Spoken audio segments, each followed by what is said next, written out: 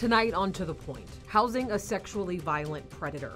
This sexual predator shouldn't be released from custody. The Sacramento County DA speaking out over news that William Stevenson could be moved. Plus, guilty on all charges. What's next as Placer County's first fentanyl murder trial ends with a conviction? Shower chances returning to the forecast. When and where we may see that wet weather over Northern California. And later, how a new prediction tool could help in the home insurance crisis. Good evening. Thank you so much for joining us on To The Point. I'm Alex Bell. A sexually violent predator could now call Sacramento County home after state officials failed to find him proper housing in Placer County. It's a story that we have followed for months, and ABC 10's Jeannie Nguyen joins us now to explain how Sacramento County's district attorney is responding to the latest development. Alex, the DA is not happy about this possibility and believes this sexually violent predator should stay behind bars. Tonight, he tells me he's going to do everything in his power to fight this change. More than a year ago, a judge granted William Stevenson conditional transient release into Placer County. Liberty Healthcare has looked through thousands of potential properties looking for a suitable residence for Mr. Stevenson, and all along their search they have come up to dead ends. Stevenson has an extensive criminal history, including sexual battery dating back to the 1980s. That led to his title as a sexually violent predator. As the search to find him a home continues, the Placer County District Attorney's Office says it asked a judge to extend the search into nearby Sacramento County, where they say Stevenson has family. A court found that there were extraordinary circumstances to expand the search for a residence for Mr. Stevenson from just Placer County now into Sacramento County as well. But Sacramento County DA Tin Ho says he's not even going to entertain this being a possibility in his community. This sexual predator shouldn't be released from custody, and most definitely not in Sacramento County. He should stay in custody, and if he's going to get released, he should be released to Placer County. Ho doesn't believe the state has done all it can to find a location in Placer County before extending the search to Sacramento County. The Department of State Hospitals would not confirm with ABC 10 it is looking for locations within Sacramento County. A spokesperson would only tell us the DSH is committed to assuring public safety, and privacy laws prevent the state from releasing specific information about any patient. It's an unlawful order. We're really reviewing right now, whether or not we're going to appeal the judge's decision. For now, the Placer County DA's office says the Department of State Hospitals is currently looking at an undisclosed location within Placer County and will schedule a housing meeting once that is complete. And Judy, I know you've been following the SVP program for months, and you reported that lawmakers requested an audit to see how much taxpayer money is being spent to help these sexually violent predators. I got to ask you, though, do we have an update on where that audit request stands? Not yet, Alex. And that audit is specifically going to take a closer look at Liberty Healthcare, who has been contracted by the Department of State Hospital for years. Lawmakers tell me the reason for the audit is because there's not enough transparency into the SVP program. Now, while the results of this audit are pending, we're hoping to find these findings by the end of this year. All right, Judy, thank you for the update. And we do want to mention that if you want to learn more about the Sexually Violent Predator program, all you have to do is head over to ABC 10 Plus. We explain how the program aims to rehabilitate people convicted of sexually violent crimes and why many believe the program needs changes. Just look for the story on your home screen.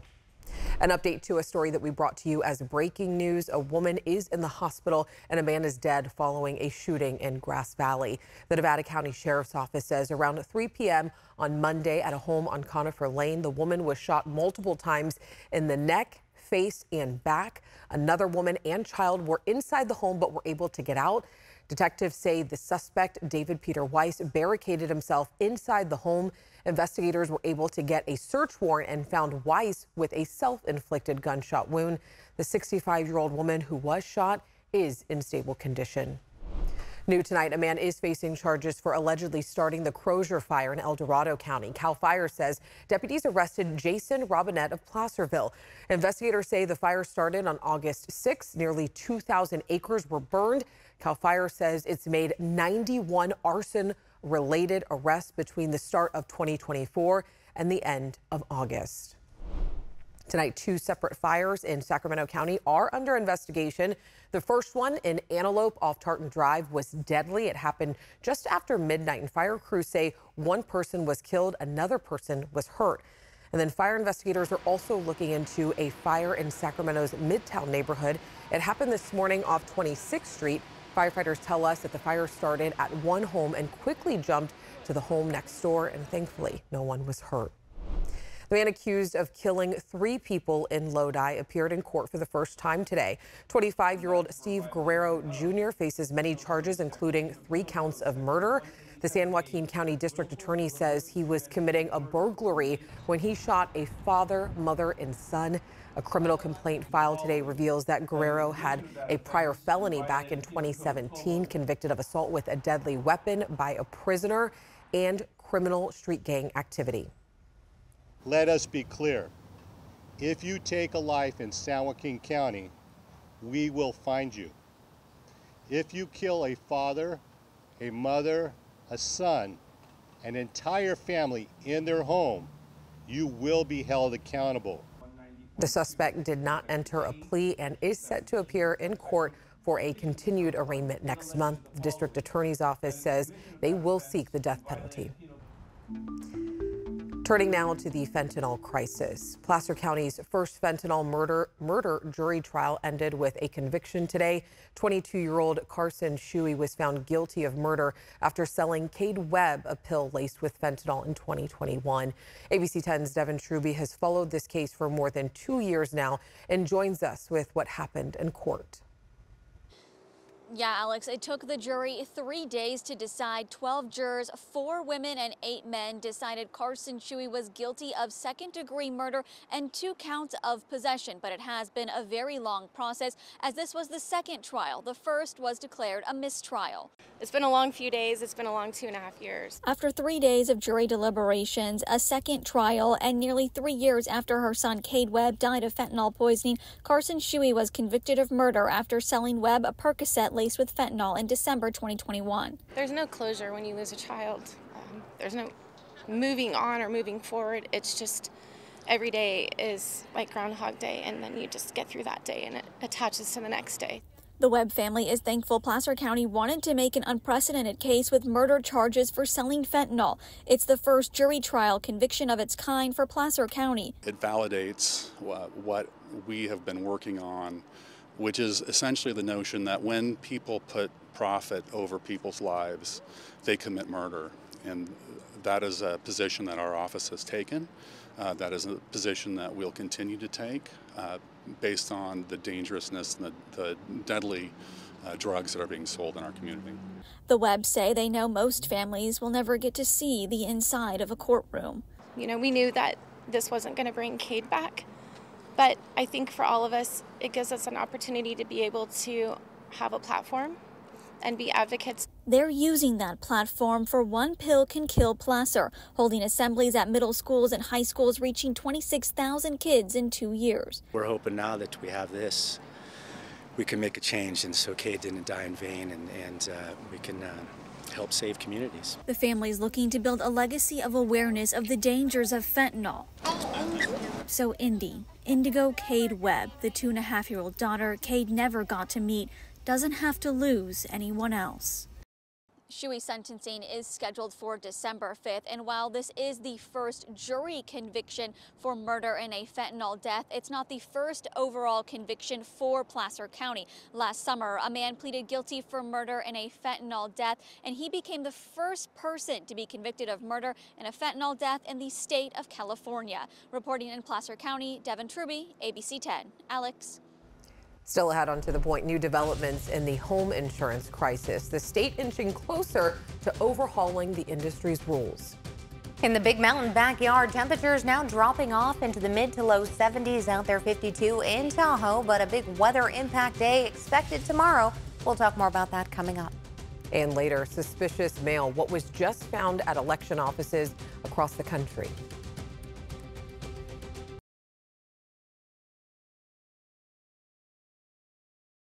All right, let's hand things over to meteorologist Carly Gomez because you are tracking a weather impact day coming up tomorrow. That's right. We are getting some slick roads out there, especially for the High Sierra. If you had plans to head up there, be ready. Some random shower chances as well across most of the valley spots. With our weather impact, we're expecting to see Sierra showers and maybe some valley sprinkles. It will not be very impactful for the valley. If anything, just cooler temperatures, maybe a pickup of the breeze and some cloud coverage. So enjoy your Wednesday. But if you are headed toward the Sierra, there is where our weather impact lies, with a winter weather advisory, especially around the Yosemite area, and then on and off shower chances, especially for Northern California, much further north if you are headed up there as well. Warming temperatures, though, are on the way after this low pressure system passes through with the associated cold front there. That'll move through into our overnight early morning hours and then kind of wrap right back around for us as we start moving into Thursday. So get ready for that as well. Let's take a look. As you can see, most of the showers passing Eureka now and moving toward areas of the Oregon-California state line. And then finally seeing just a few of those showers just offshore. Now, as we take a look at the winter weather advisory in effect until Thursday, 8 p.m., missing most areas into the central Sierra and further south, we could see some flurries and some slick roads for those regions. For Tahoe and areas of South Lake Tahoe, not so much, but really in about the next half hour, we are looking at a partial lunar eclipse. This starts at 7:12, and then we're going to see it pushing through around max at 7:44. This is where Earth's shadow is cast onto the moon, and we get a sliver there of the partial lunar eclipse passing on through around 8:15. So if you want to catch that, it's also a super moon, the harvest moon, named for the time of year of the harvest, or the corn moon. Now we're going to continue to see this pass through. It's still going to be a nice, pretty moon through tonight as well as even tomorrow. You may have even seen it last night. Now, as we look at our 9 a.m., we're going to get a lot of cloud coverage with some of that rain just offshore, then passing through with some Sierra showers for us around 4 p.m. Wednesday as it passes right on through. Some more of those showers possible from areas of South Lake Tahoe into the foothills south for Thursday around 2 p.m.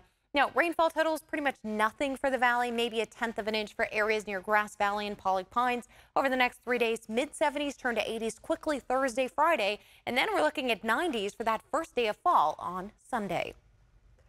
Next, on to the point, how new rules and a prediction tool could help in the home insurance crisis, plus how newly passed legislation will help protect actors from AI.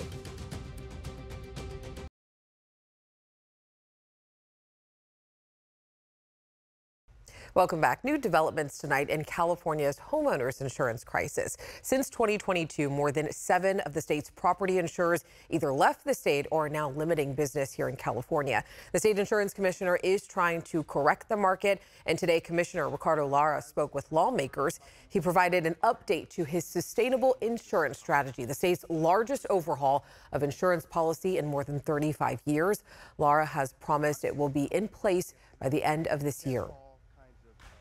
My obligation is to the consumers of California and getting insurers writing back into our communities. And that means we're holding everybody, as I said, we're holding ourselves accountable in the department to meet these timelines.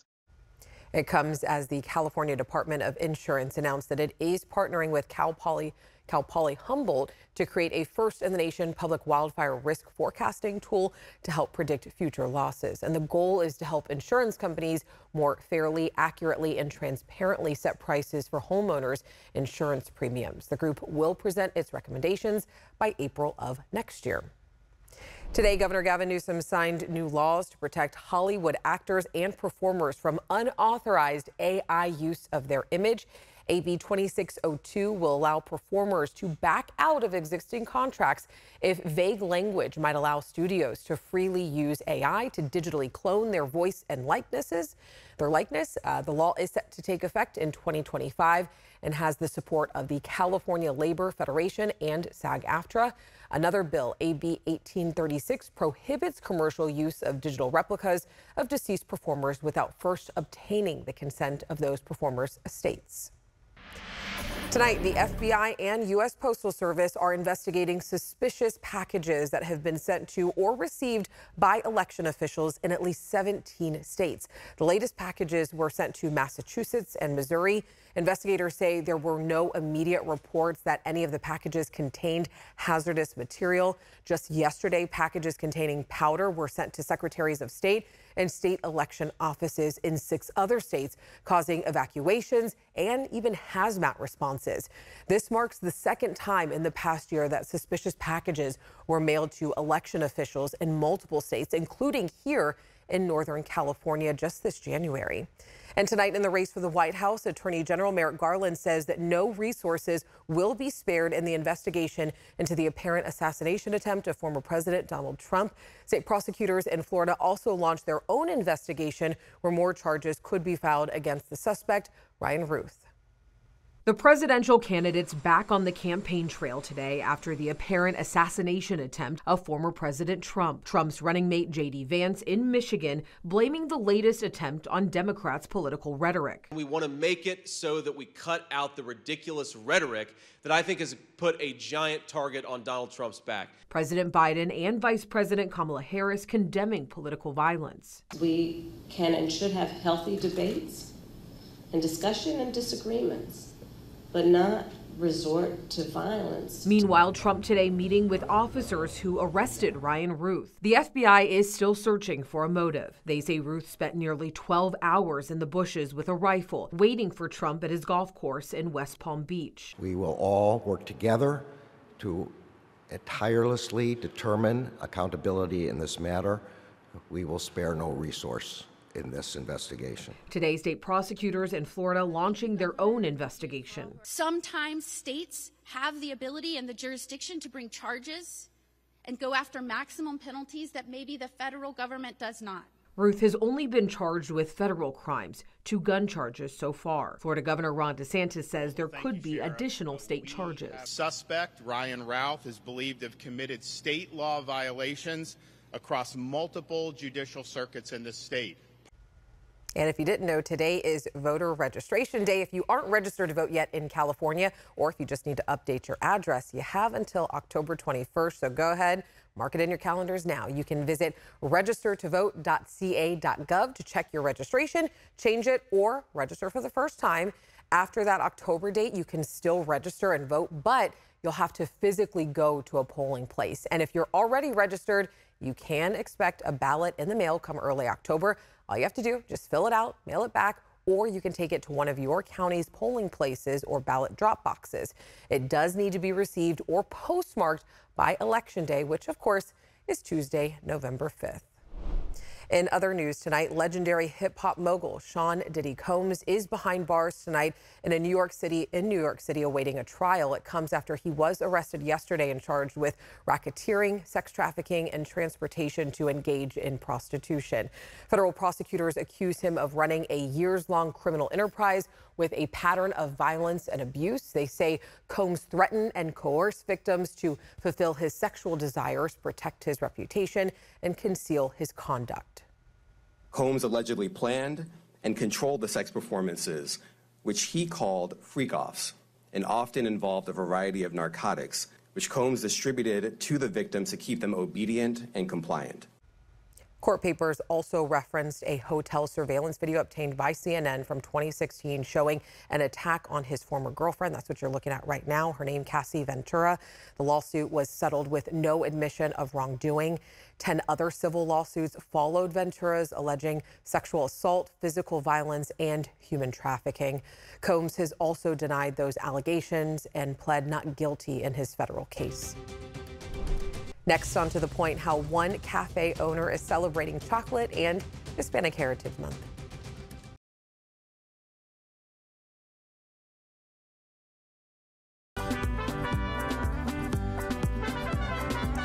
ABC 10 is celebrating Hispanic Heritage Month, and tonight we're continuing our coverage with a story of a Sacramento chocolate maker with roots in Argentina and Chile.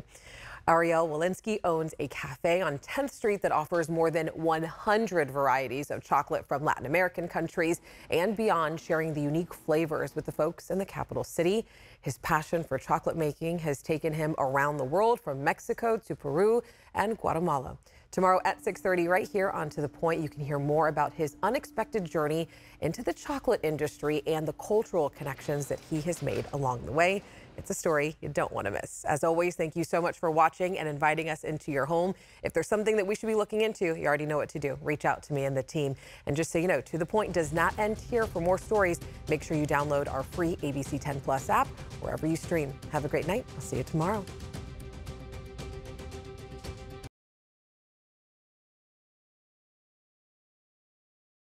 Hey, it's Alex. I just wanted to say thank you so much for watching. The To The Point team and I love hearing from you, and I hope that you'll stay in touch. And don't forget, you can always email me and the team at tothepoint@abc10.com, or you can even send us a text message at 916-321-3310.